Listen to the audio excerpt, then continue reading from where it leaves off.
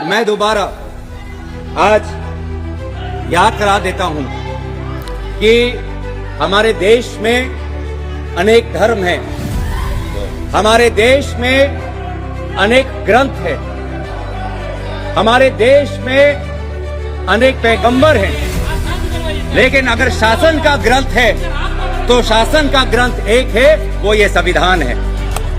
वो ये संविधान है। ये संविधान, ये शासन का एक ही ग्रंथ है।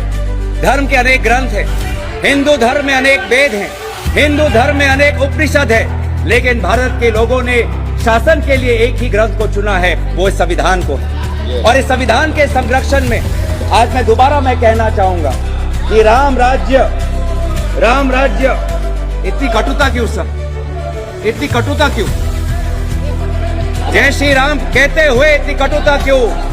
मर्यादा पुरुषोत्तम या राम को नमन करते हुए इनके वाणी में इतना हिंसा क्यों, इतना घृणा क्यों, इतनी घृणा क्यों है? आप राम भक्त हो ही नहीं सकते अगर आपके अंदर घृणा हो। आप राम भक्त हो ही नहीं सकते अगर आप नफरत फैलाते हो। आप राम भक्त हो ही नहीं सकते अगर आप दूसरे पे गोली चलाते हो। आप राम भक्त हो ही नहीं सकते जब आप दूसरे के धर्म के अनुष्ठान को अगर आप कलंकित करते हो। तो हमारे लिए तो ये ग्रंथ एक ही है।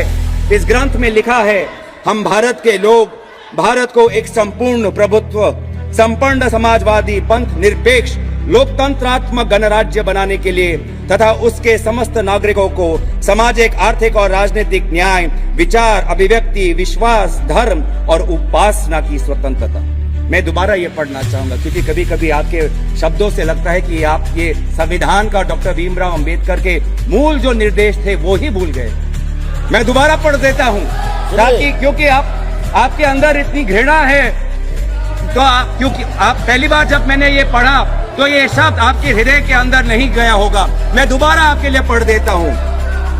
न्याय, सामाजिक, आर्थिक, राजनीतिक, स्वतंत्रता, विचार, अभिव्यक्ति, विश्वास, धर्म और उपासना, समता, प्रतिष्ठा और अवसर।